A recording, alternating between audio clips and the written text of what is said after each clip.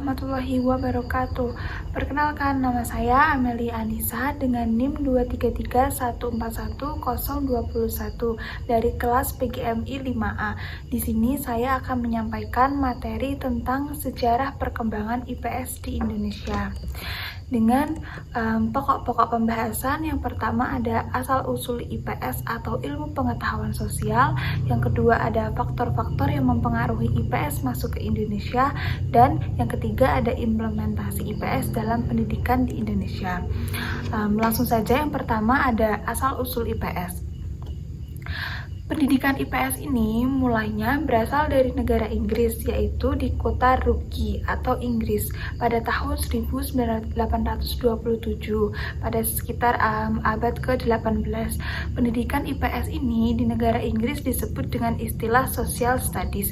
IPS pertama kali dimasukkan ke dalam kurikulum sekolah di Inggris pada tahun 1827, sekitar setengah abad setelah revolusi industri. Beranjak ke negara selanjutnya, yaitu negara Amerika Serikat pada abad ke-19. Nah, pada masa itu, sistem pendidikan di Amerika Serikat ini mengalami perubahan besar. Terdapat keprihatinan bahwa mata pelajaran sejarah, geografi, dan kewarganegaraan diajarkan secara terpisah dan seringkali tidak relevan dengan kehidupan siswa. Untuk mengatasi hal ini, para pendidik dan reformis pendidikan mengusulkan pendekatan baru. Mereka ingin menggabungkan beberapa disiplin ilmu sosial menjadi satu mata pelajaran yang kohesif.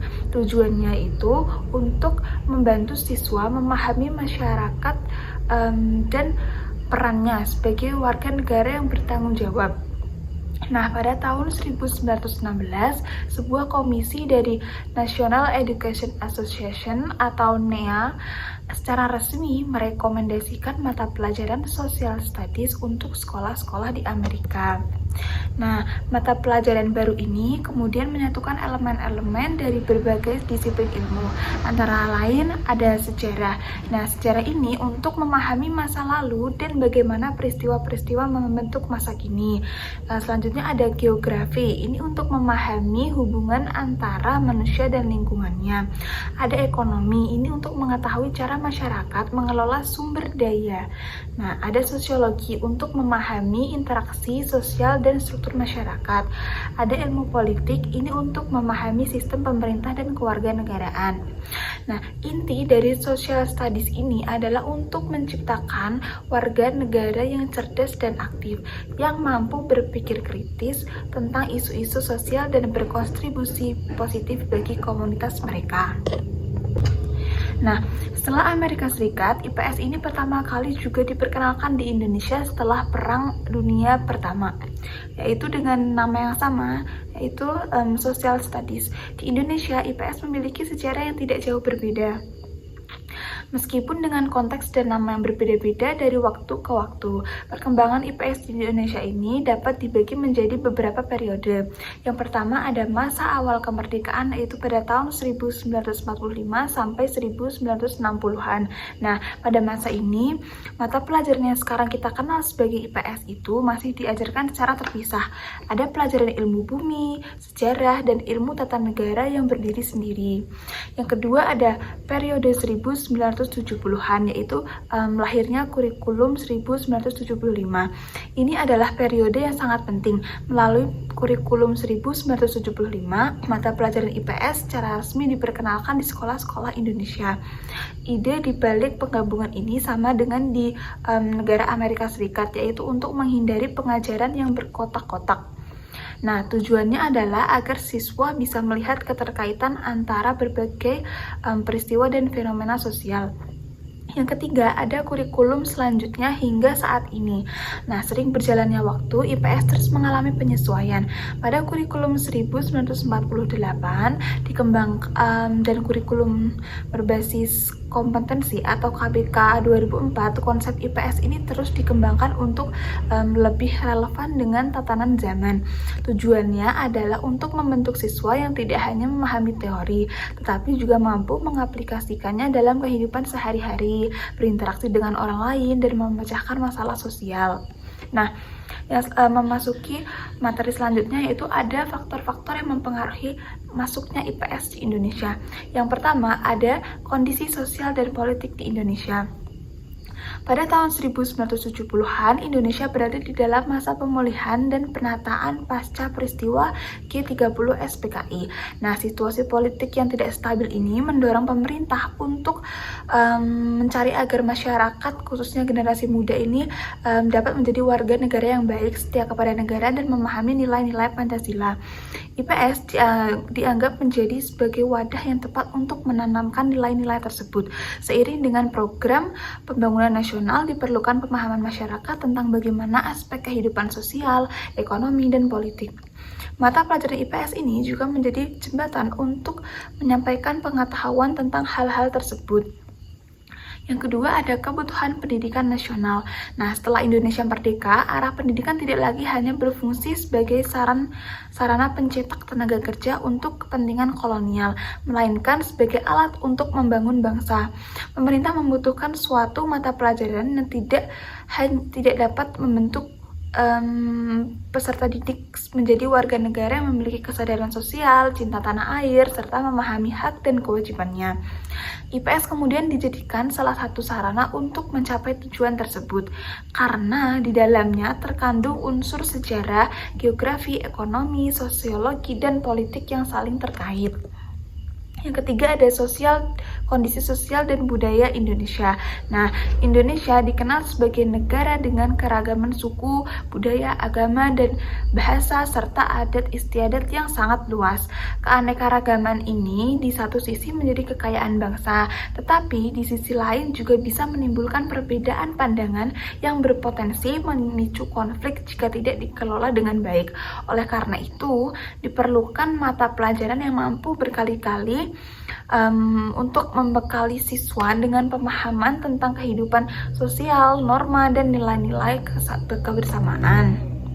Nah, materi yang selanjutnya ada implementasi IPS dalam pendidikan sekolah dasar di Indonesia. Nah, di tingkat SD, mata pelajaran IPS ini bertujuan untuk memberikan pemahaman awal tentang geografi, sejarah, ekonomi, dan pemerintahan. Siswa diharapkan bisa mengenal dan memahami berbagai aspek kehidupan sosial dan kebudayaan di Indonesia serta negara-negara lain ya. Nah, materi yang diajarkan meliputi pengenalan tempat-tempat di Indonesia, sejarah Indonesia, keberagaman budaya, dan tata cara hidup serta peran keluarga.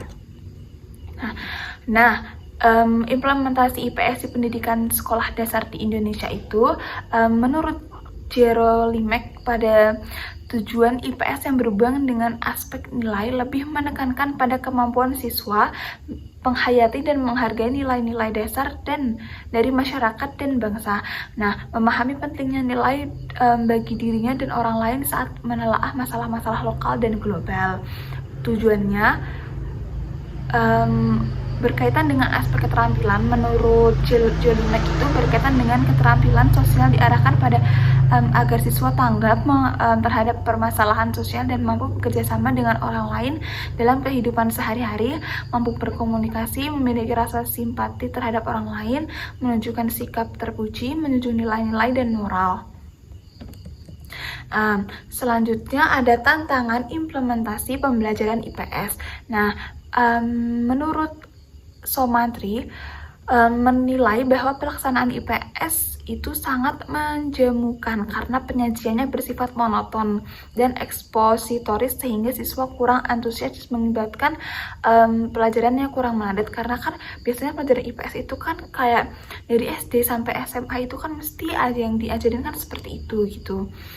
Nah, dan selanjutnya ada menurut Al-Mukhtar, yaitu mengemukakan bahwa kondisi pembelajaran IPS di sekolah dasar belum mampu memberikan sesuatu yang bermakna bagi siswa, karena guru kurang memperhatikan variasi dalam pembelajaran, sehingga siswa tidak mampu menggunakan kemampuan kognitif atau keterampilan intelektualnya untuk berbuat sesuatu atau mengalami hingga dengan potensi dirinya. Yang selanjutnya ada menurut Sumaatmojo itu mengatakan bahwa guru IPS itu wajib berusaha optimum merebut minat siswa karena IPS tersebut merupakan modal utama untuk keberhasilan pembelajaran IPS. Nah, sebenarnya tantangan implementasi pembelajaran IPS itu sama ya dari 3 menurut pandangan ahli itu sebenarnya karena kurangnya minat siswa atau penyajian dalam penyampaian materi IPS ini yang terlalu monoton dari pelajaran yang biasanya itu dari dulu tuh selalu sama yang diajarkan. Yang selanjutnya ada kurikulum merdeka dan pembelajaran IPS. Nah, pada kurikulum merdeka ini memberikan kebebasan pada guru untuk menciptakan pembelajaran yang menyenangkan tetapi bermakna. Nah, guru perlu menganalisis jenis-jenis model pembelajaran supaya dapat memilih model pembelajaran sesuai dengan kesiapan peserta didik, serta model pembelajaran guru dan peserta didik mempunyai kebebasan dalam mencari sumber belajar sesuai dengan konten materi yang dipelajari. Nah, pembelajaran IPS di tingkat sekolah dasar harus menekankan meaningful learning. Nah, pada setiap pembelajaran ini, penyajian IPS itu materi pembelajarannya harus bersifat kontekstual, praktis yang menyangkut dunia diri dan kehidupan anak seusia dengan tingkat perkembangannya. Nah, tingkat kemampuan belajar dan kondisi lingkungan sehingga anak akan dengan mudah mencerna dan menghayati setiap materi pembelajaran yang akan diajarkan oleh guru. Nah, sekian yang dapat saya sampaikan tentang materi pada kali ini, yaitu tentang sejarah perkembangan IPS. Apabila ada salahnya, mohon maaf. Terima kasih. Wassalamualaikum warahmatullahi wabarakatuh.